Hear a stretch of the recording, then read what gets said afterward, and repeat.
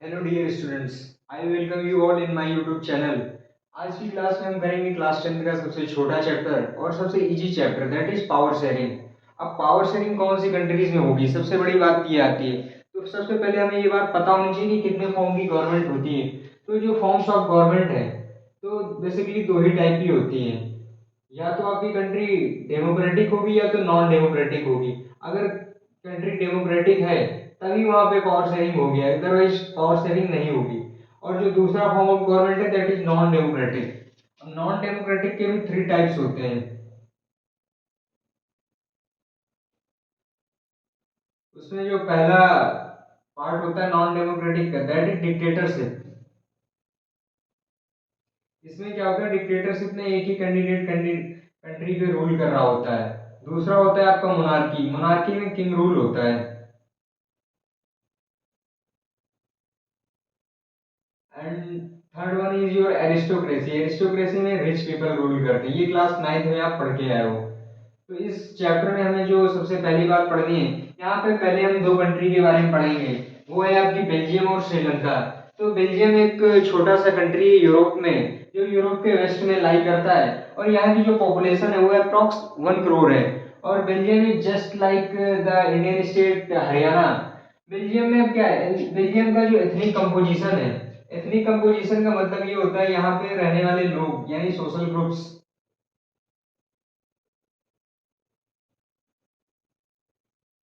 ये आपका linguistic basis पे बना हुआ है।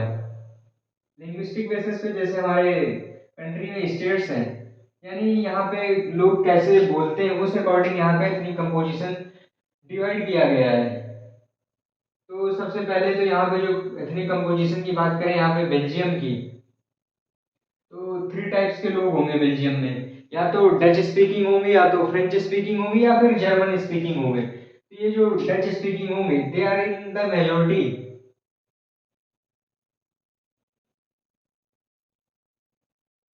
डच स्पीकर्स आपके 59% होंगे।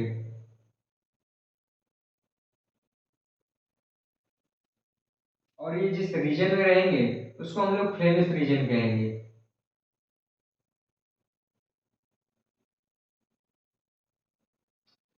दूसरे जो स्पीकर्स होंगे वो आपके फ्रेंच स्पीकर्स होंगे।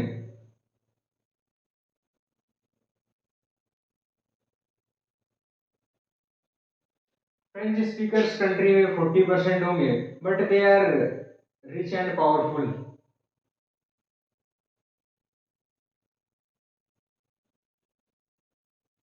And third one is German speakers.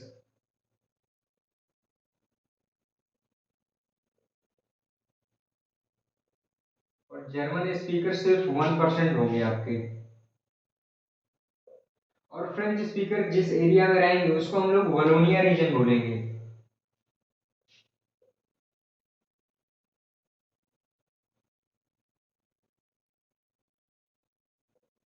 और जर्मन स्पीकर्स आपके जर्मन बॉर्डर पे होंगे।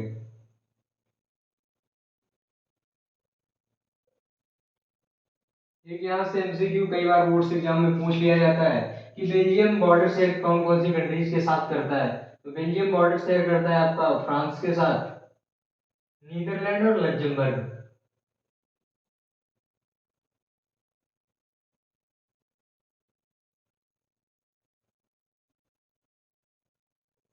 दीज आर द कंट्रीज जिसके साथ आपका बेल्जियम बॉर्डर शेयर करता है। अब क्या क्या बातें हमें समझ में आ गई कि बेल्जियम एक छोटा सा कंट्री है जो कि यूरोप में है। और यहाँ की पॉपुलेशन 1 करोड़ है।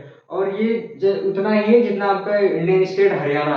यहाँ की जो बाउंड्री शेयरिंग है वो फ्रांस के साथ होती है, नीदरलैंड के साथ होती है और लग्जमबर्ग के साथ होती है। अब देखो कंट्री का जो एथनिक कंपोजिशन है या सोशल ग्रुप्स यहाँ के रहने वाले हैं, वो पूरी तरह से जो कैपिटल सिटी है, बेल्जियम की कैपिटल क्या है बच्चा, बेल्जियम की कैपिटल है ब्रुसेल्स।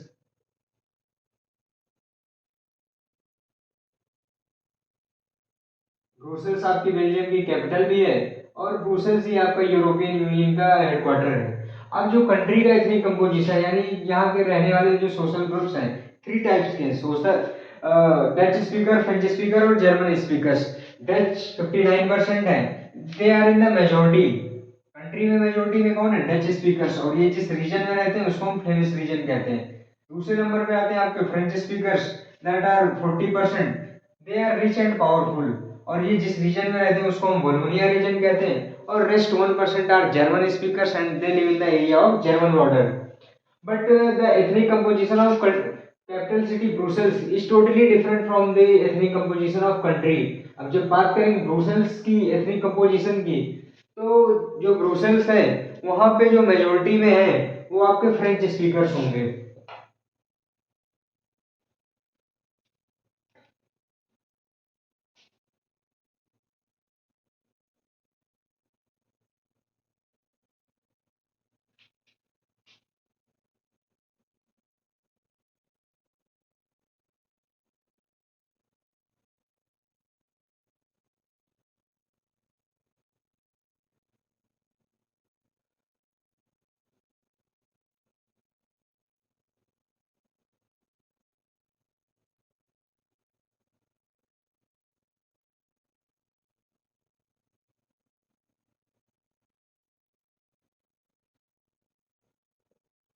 अब देखो कंट्री का जो इतनी कंपोजिशन है, यहाँ पे मेजोरिटी में कौन है, Dutch, they are 59%। But in the capital city Brussels French are in majority. यहाँ पे डच क्या है, डच माइनॉरिटी में है। कि जो कंट्री का इतनी कंपोजिशन है और जो सिटी का इतनी कंपोजिशन है वो टोटली एक दूसरे से डिफरेंट है। अब एक दूसरे से डिफरेंट है इतनी composition on the basis of language. अब जो डच है, डच स्पीकर्स कंट्री में तो मेजोरिटी में है, बट जो कैपिटल सिटी ब्रुसेल्स है वहाँ पे वो लोग माइनॉरिटी पे हैं।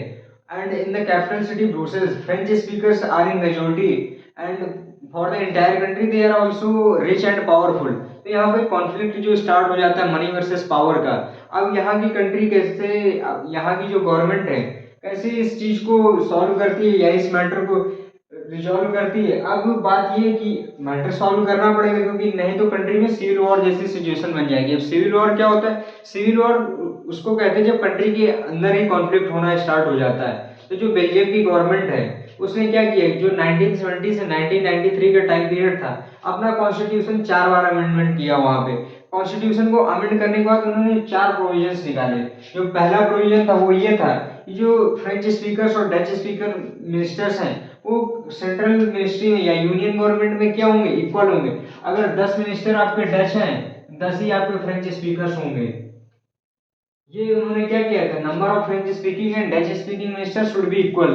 अब दोनों अगर इक्वल होंगे तो किसी भी टाइप का कोई कॉन्फ्लिक्ट नहीं होगा।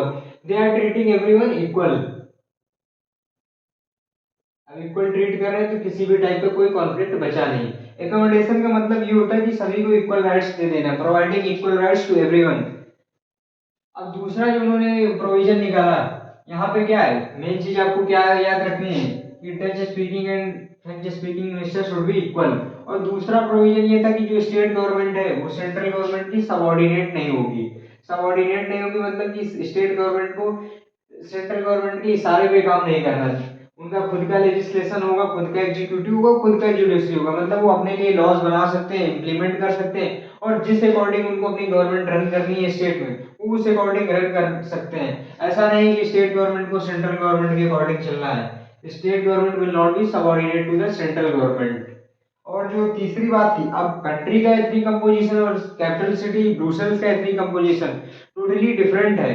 तब यहाँ पे किसी टाइप का कोई कॉन्फ्लिक्ट ना हो उसके लिए इन्होंने क्या किया, ये जो कैपिटल सिटी है ब्रुसेल्स, ब्रुसेल्स के लिए क्या कर दिया बच्चा, इन्होंने सेपरेट गवर्नमेंट बना दी। कि कंट्री के लिए एक अलग गवर्नमेंट होगी सेंट्रल गवर्नमेंट, स्टेट्स के लिए अलग गवर्नमेंट होगी स्टेट गवर्नमेंट। इसके बाद जो आपकी कैपिटल है ब्रुसेल्स, ब्रुसेल्स के लिए क्या होगी, सेपरेट गवर्नमेंट होगी। इसके साथ साथ अब फोर्थ इन्होंने गवर्नमेंट बनाई, इसका नाम रखा इन्होंने community government. Apart from the state and central government there should be a community government. अब कम्युनिटी गवर्नमेंट में क्या होगा, कम्युनिटी गवर्नमेंट में फ्रेंच स्पीकर्स भी होंगे, डच स्पीकर्स भी होंगे और जर्मन स्पीकर्स भी होंगे। और ये जो कम्युनिटी गवर्नमेंट होगी ये रिलीजियस और लिंग्विस्टिक मैटर्स पे काम करेगी। तो इस तरह से जो बेल्जियम है उन्होंने अपने यहाँ का एथनिक कंपोजिशन का जो कॉन्फ्लिक्ट था उसको सॉल्व किया और एक बेटर एग्जांपल सेट किया है डेमोक्रेसी के लिए कि अगर आप डेमोक्रेसी में पावर शेयरिंग करते हो, अगर डेमोक्रेसी में पावर शेयरिंग हो रही है तो क्या होगा, किसी भी टाइप का कोई कॉन्फ्लिक्ट नहीं होगा। क्यों नहीं होगा, क्योंकि यहाँ पे पावर बढ़ रही है, किसी एक कैंडिडेट पे पावर एसेंट्रिक नहीं है, यहाँ पे पावर शेयरिंग हो रही है। अगर डेमोक्रेसी मेंटेन रखनी है तो पावर शेयरिंग आपके लिए डिजायरेबल है, मैंडेटरी है।